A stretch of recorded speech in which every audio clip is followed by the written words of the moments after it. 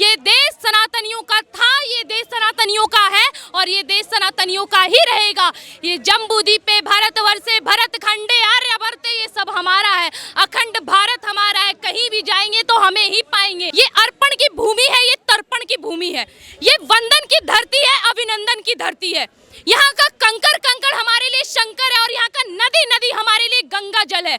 हम जिएंगे तो इस भारत के लिए और मरेंगे तो इस भारत के लिए। और मरने के बाद जब बहती हुई गंगा जल में कोई हमारी अस्थियों को कान लगाकर सुनेगा तो उससे एक ही आवाज आएगी, भारत माता की जय। ये जवाब आपको है। हम औरत को पूछते हैं, हमारे धर्म में औरत को लक्ष्मी स्वरूप, अन्नपूर्णा स्वरूप, दुर्गा स्वरूप का नाम दिया गया है और आपके धर्म में कुरान में लिखा गया औरत खेती की मशीन है। यही फर्क है आप में और हम में। शिवलिंग की जो आकृति है वो दिखाई दे रही है, घंटियां दिखाई दे रही हैं और भी स्वास्तिक दिखाई दे रहे हैं, लेकिन ओवैसी तो ये कह रहे हैं कि मैं इन वीडियोग्राफियों को नहीं मानता हूँ, मस्जिद थी मस्जिद और मस्जिद ही रहेगी। तो आपके कहने से तो कुछ होने वाला है नहीं। अब आप अपने अब्बा जान को चचा जान बोलो, उसमें आपकी दिक्कत है ना। हमारे आराध्य वहाँ भी पहले थे, आज भी हैं और आगे भी रहेंगे। जिस तरह हमने बाबरी में अपने राम को वापस लेके आ गए थे, बाबरी तो नाम रख दिया था आपके पूर्वज बाबर ने, असल में तो हमारा राम मंदिर ही था अयोध्या में। बस उसी तरह अब हमारा ज्ञान वापी मंदिर भी मिल गया है। आपको दिक्कत हो रही है तो आप अपनी मानसिक संतुलन को ठीक करें, इसमें हमारी कोई कहा सुनी तो बनती है नहीं। आपका तो यही हमेशा से कहना रहा है कि बाबरी हमने खो दी है, ज्ञान वापी नहीं खोएंगे, कयामत तक जाएंगे। तो भाई जाइए आप कयामत तक, बाबर तो आपके पूर्वज है। आप तो इस बात को स्वीकार करिए ना फिर पहले कि हम बाबर के पैदाइश हैं। दे दिया जाएगा आपको मस्जिद। एक साइड आप प्रश्न उठाते हैं कि हमें मुगलों से ना जोड़ा जाए। मुगल हमारे कोई नहीं, हम अलग मुसलमान हैं। तो जब अलग मुसलमान हैं तो आप क्यों बाबरी मस्जिद की तरफदारी करते हैं? क्यों आपके भाईजान औरंगजेब की मजार पर चादर चढ़ाने जाते हैं? आखिर क्यों? जवाब दीजिए इसका पहले। इस तरह से बेतुका बयान देना कि कयामत तक जारी रहेगी, वो मस्जिद था मस्जिद है, तो जाइए हमारे राम मंदिर, हमारे शिव मंदिर में, वहाँ पे जाके सिर झुकाइए। हमारा धर्म तो सबका स्वागत करता है, आपके धर्म की तरह काफिरों को मारे वाला इजाजत नहीं देता है। अभी जब कोर्ट में सुनवाई चल रही है इसकी, उसके बाद भी यहाँ पे हमने देखा कि देवबंद में 2 दिन इन लोगों का जलसा हुआ। इसमें 5000 से अधिक जो है मुसलमान इकट्ठे हुए, जिसमें मौलाना मदनी जो है वो ये कहते हैं कि अगर हम शरीयत पे आ गए तो हमें रोकना मुश्किल हो जाएगा। तो सुनिए जनाब, अगर हम महाभारत पे आ गए तो 18 दिन में आप सबके सब मुसलमान समाप्त हो जाएंगे। शुक्र मनाइए कि हम महाभारत की स्थिति पर नहीं आ रहे हैं। आपको जाना चाहिए कुरुक्षेत्र, आज भी वहाँ की मिट्टियां लाल है, उस चीज को कभी भूलिएगा मत। इस तरह की जो नपुंसक वाली धमकियां दे रहे हैं ना आप मदनी साहब की, माफ करिएगा मैंने साहब बोल दिया, गलती हो गई। 2 कौड़ी की औकात नहीं है इन जनाब की, और ये इस तरह से टिप्पणी कर रहे हैं कि ये देश सरिया पे चलेगा। सरिया पे चलेगा तो चला के दिखाइए। हमने भी यहाँ पे चूड़ियाँ नहीं पहनी है। आज भी हमारा देश उन्हीं नाम से जाना जाता है, उसी पृथ्वीराज चौहान, उसी वीर शिवाजी, वीर सत्यशाल, उन सबके नामों से। वही वीरांगना पद्मावती, दुर्गावती, रानी लक्ष्मीबाई के नामों से हमारा देश आज भी जाना जाता है। किसी ने यहाँ चूड़ियाँ नहीं पहनी है, यहाँ सबको तलवार उठाना आता है। अगर आपको याद नहीं है तो एक बार रोहिंग्या का इतिहास याद कर ले, वहाँ पे आपकी कितनी गंदी दुर्दशा हुई थी। इस तरह के बयान देकर आप ज्यादा से ज्यादा नहीं, अपने पैर पर कुल्हाड़ी मार रहे हैं। और ये देश संविधान के अनुसार चल रहा है, इसे चलने दीजिए। महाभारत पर चलने के लिए मजबूर मत करिए। मौलाना मदनी ने एक चीज़ और कही कि हम लोगों का रहना खाना पीना उठना बैठना, अगर आप लोगों को हमारी दाढ़ी से और टोपी से दिक्कत है तो आप देश छोड़ के पाकिस्तान चले जाइए। हमने तो भारत को चुना था, आपने पाकिस्तान जाना है तो आप पाकिस्तान जाइए। आपको क्या लगता है इस तरह के बयान आपको बचा सकते हैं? जाना तो आपको है। आपको हिंदुस्तान में डर लग रहा था ना, आपके भाईजानों को हिंदुस्तान में डर लग रहा था, तो जाइए पाकिस्तान, जाइए सीरिया और जाइए अफगानिस्तान। ये देश सनातनियों का था, ये देश सनातनियों का है और ये देश सनातनियों का ही रहेगा। ये जम्बूद्वीप पे भारतवर्षे भरत खंडे आर्यवर्ते, ये सब हमारा है। अखंड भारत हमारा है, कहीं भी जाएंगे तो हमें ही पाएंगे। इस तरह के बयान मत दीजिए कि आप यहाँ चले जाइए हमारी टोपी से। महाराज हमें तो आपके हर एक चीज से दिक्कत है, पाल रहे हैं ना तो पलते रहिए। जिस दिन काटने की नौबत आ गई उस दिन आपको भेजने की जरूरत नहीं पड़ेगी। अभी से दिलासा दे रहे हैं, अगर आप जाना चाहें तो आप जा सकते हैं। अभी तक तो ये था कि शिवलिंग नहीं फुवारा है, लेकिन आज ही एक नेशनल टीवी पे एक मौलाना सरफराज ने बोला कि अगर हमको पहले पता होता कि ये शिवलिंग है तो हम इसको तोड़ देते। पृथ्वीराज चौहान की अस्थियां मोहम्मद गौरी की कब्र के सामने रखी थी, ये सब मुसलमानों को पता था, लेकिन फिर भी हर एक मुसलमान वहां पे जाने के बाद पृथ्वीराज चौहान की अस्थियों पर जूता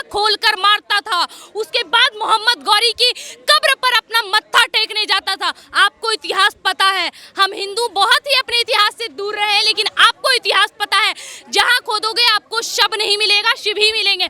आपको पता था कि वहाँ हमारा शिवलिंग है, इस वजह से आपने उसे वजू खाना के रूप में स्वीकार किया। आपने हमारी संस्कृतियों को नष्ट करने का, और तुम्हारे पूर्वजों ने भी हमारी संस्कृतियों को नष्ट करने का हमेशा से ठेका ले रखा है। और जो कार्य तुम भी करते आ रहे थे, पर अब ये कार्य थम गया। अब हम हर एक जगह खो देंगे, और जहाँ जहाँ हमारे शिव, हमारे दुर्गा, हमारी लक्ष्मी, जहाँ जहाँ हमारा मंदिर है, हम सबको अपने पास वापस बुलाएंगे। ये मैं उनको एक जवाब देना चाहती हूँ। अगर आप उसको सहनशीलता से समझे और उनका आदर करें, तो उनका नाम था हमारे देश के बहुत सर्वोच्च नेता, जो एक कवि भी रह चुके हैं, अटल बिहारी वाजपेयी। आपकी इस घिनौनी टिप्पणी पर मेरा एक जवाब है। उन्होंने सांसद में कहा था, ये अर्पण की भूमि है, ये तर्पण की भूमि है, ये वंदन की धरती है, अभिनंदन की धरती है। यहाँ का कंकड़ कंकड़ हमारे लिए शंकर है, और यहाँ का नदी नदी हमारे लिए गंगा जल है। हम जिएंगे तो इस भारत के लिए, और मरेंगे तो इस भारत के लिए। और मरने के बाद जब बहती हुई गंगा जल में कोई हमारी अस्थियों को कान लगाकर सुनेगा, तो उससे एक ही आवाज आएगी, भारत माता की जय।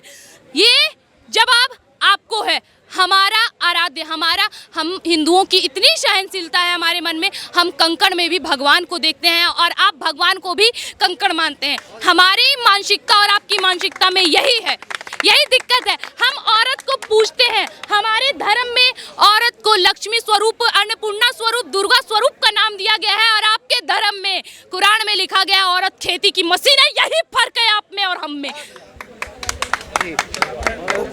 ओवैसी लगातार बयानबाजी करते रहते हैं, उसके बाद औरंगजेब की कब्र पे फूल और चादर चढ़ाने जाते हैं। आखिर अपने आप को ये औरंगजेब से जोड़ते क्यों? क्या रिश्ता है आखिर इन मुसलमानों का? जाहिर सी बात है, मैंने तो पहले भी कहा ना, ये कह रहे हैं कि हम मुगल की पैदाइश नहीं है, लेकिन मुगल के जितने भी वो दो कौड़ी के बादशाह, जिनको ये बादशाह का नाम देते, बादशाह हुकूमत जलालुद्दीन मोहम्मद अकबर, जिनका नाम ये लेते हैं और जिनकी मज़ारों पर ये चादर चढ़ाने जाते हैं ना, इनसे साफ पता चलता है कि हमने आपको मुगलों से नहीं जोड़ा। आपने खुद चीख चीख कर बोला है कि हम उसी मुगल की पैदाइश हैं। तो आज इस बात को स्वीकार क्यों नहीं कर रहे हैं?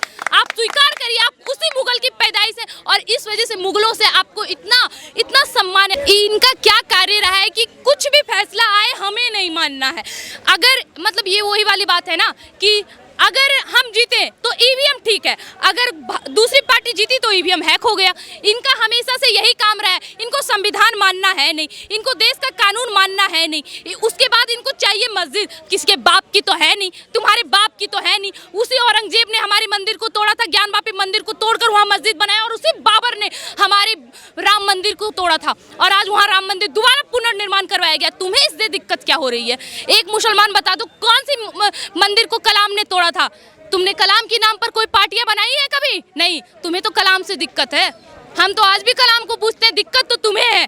क्यों कलाम ने आज तक किसी मंदिर को नहीं तोड़ा? क्यों वहाँ पे मस्जिद का निर्माण नहीं करवाया? सिर्फ तुम्हारे मुगलों ने करवाया है, जिसकी तुम पैदाइश है। और इस तरह से टिप्पणी, अभी हमारे देश में जितनी भी मस्जिदों को तोड़ा जाएगा और जितने मुसलमान उसके विरुद्ध खड़े होंगे कि यहाँ पे मस्जिद नहीं टूटनी चाहिए, मंदिर नहीं बननी चाहिए, वो सब के सब मुगल के ही पैदाइश है।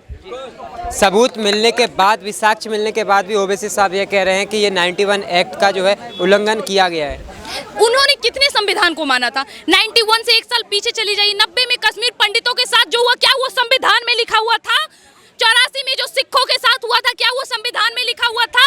महाराष्ट्र के पालघर में आज से 2 साल पहले 16 अप्रैल 2019 में जब 2 साधुओं को निर्मम तरीके से मार दिया गया था, क्या वो संविधान में लिखा हुआ था? यहाँ पे रामनवमी के समय जब आपने कई बार पत्थरबाजी करवाए थे, हनुमान जयंती के दिन पत्थरबाजी करवाए थे, शाहीन बाग में जो स्थिति पैदा की थी, CNRC के विरुद्ध खड़ा होना, हमारे देश में दंगे करवाना, हमारे देश सब संविधान में लिखा था, तो फिर आपने क्यों करवाया? और अगर करवाया है तो अब सही संविधान के सही रूल को स्वीकार करिए। हम भी भूल गए हैं उस बात को। अब जो सनातनी का है उसे वापस मिलना चाहिए, और अब वो मिलेगा। देवबंद में जो इन लोगों ने, मुसलमानों ने जलसा किया, उसमें मौलाना मदनी ने एक बात और कही, शरीयत में जो है दखलंदाजी बर्दाश्त नहीं। हमें भी अपने महाभारत में दखलंदाजी बर्दाश्त नहीं। अगर आप शरीयत पे चलेंगे तो चलते हैं हम भी महाभारत पर। सोच लीजिए कि अगर एक बार में हम लोग ने भी ये ठान लिया कि हमें महाभारत पे चलनी है, तो क्या आपका वजूद रहेगा जनाब? आपका वजूद रहेगा? आप शरीयत की बात करते हैं, शरीयत से चलाएंगे इस देश को? हमारा ये देश संविधान के अनुसार चल रहा है, और इसी संविधान के निर्माता डॉक्टर भीमराव अंबेडकर ने भी ये कहा था कि यदि सारे मुसलमान पाकिस्तान चले जाए और सारे हिंदू यहाँ रह जाए, तभी मैं 1947 में बंटवारे के लिए स्वीकार करूंगा, अन्यथा नहीं। क्या ऐसा हुआ? नहीं हुआ। अभी भी इस देश में मुसलमान है। कौन है ये? कौन है? अगर आपको हमारे मंदिरों से दिक्कत है तो जाहिर सी बात है आप उसी मुगल के पैदाइश है और उनकी यहाँ कोई जगह नहीं है। हमारा वहाँ शिवलिंग था, है और रहेगा। शुक्र करिए कि हमने आपको माफ कर दिया है, कि आपने इतने सालों तक वहाँ पे वजू किया और हमने आपको माफ कर दिया है। अब ये माफी के काबिल नहीं होगा। अब बस आप इस चीज का इंतजार करिए कि कब अगला मस्जिद का खुदाई होगा और कब हमारे आराध्य दोबारा वापस आएंगे।